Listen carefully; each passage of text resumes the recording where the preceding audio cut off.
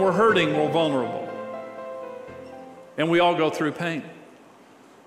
And in those times, we have to be careful. Ephesians 4 says, be angry and don't sin. Don't let the sun go down on your wrath, nor give place to the devil. Be angry. Well, what causes anger? A lot of times pain causes anger.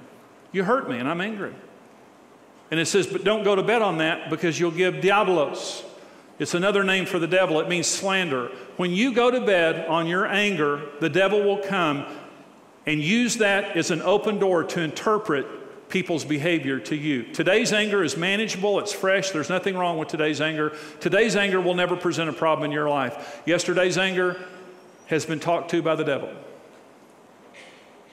Yesterday's anger has been in counseling with the devil. And you have a fight with your spouse, and you deal with it today, and you wake up tomorrow, you're still in love, and everything's fine. You have a fight with your spouse, you go to bed on it, you wake up tomorrow morning, and you think you're married to the devil or his ex-wife. Because the devil says, let me tell you about them. And all night you're laying there stewing, and he's interpreting. He's using your pain and your anger as an opening. This is what we're being cautioned. Go ahead and be angry. There's nothing wrong with that, but don't sin. Don't let the sun go down on your anger. You'll give diabolos an entry point into your life. He's the hurt whisperer. He's the hurt whisperer. If we have hurts, unresolved hurts or life issues, we have faulty messages within us. And most of us do. If you have an unresolved issue in your life of pain, I promise you, there is a thought. The pain isn't the worst part. The worst part is the thought, the message that came in that pain. Karen and I both had these, and here were through the pain of my past, I came into adulthood with 5 main messages. The first is I was a freak. This was a message that I had early in life. I was taller than my 2nd grade teacher. I had a big silver tooth here because I got my next door neighbor shot this out with a slingshot. And when the doctor replaced it, he gave me a tooth I could grow into. And it was a big, big silver tooth. And my brothers, Damien and Lucifer, they called me, that joke always works. And it makes me, I just love it because all they did to me, I have the microphone now. And, but my brothers called me Bucky the Silver-Toothed Beaver.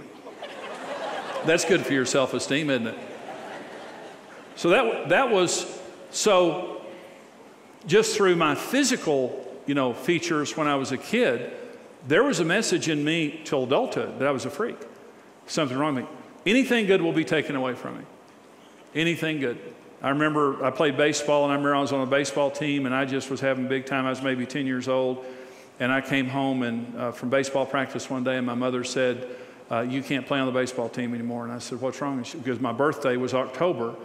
I was too old. And that happened so often that I would get something and lose it. And I had this message that anything good I have will be taken away. I'm a burden, and I'll talk about that more in just a minute. That was a message in my spirit. If people really knew me, they would reject me. That's the way I felt. And I'll always be disappointed. Karen, here are the messages that Karen came into adulthood with. There's something is wrong with me and it can't be fixed. And when I was preparing this message, I asked Karen, what do you think your messages were? She said that was the big one. The big one. And it came through pain. I'm stupid. I'm fat and I'm ugly. There's something mentally wrong with me and I'm not normal. These were the thoughts.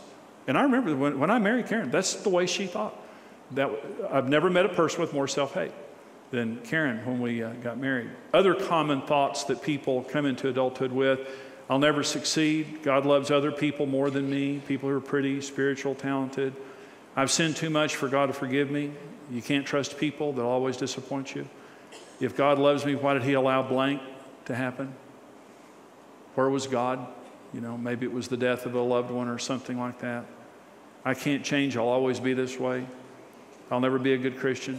Something bad is going to happen to me or my family to pay me back for what I've done, or because I don't have enough faith. God can't use me. It's hopeless. I won't go to heaven. I've got to take care of myself because nobody else will.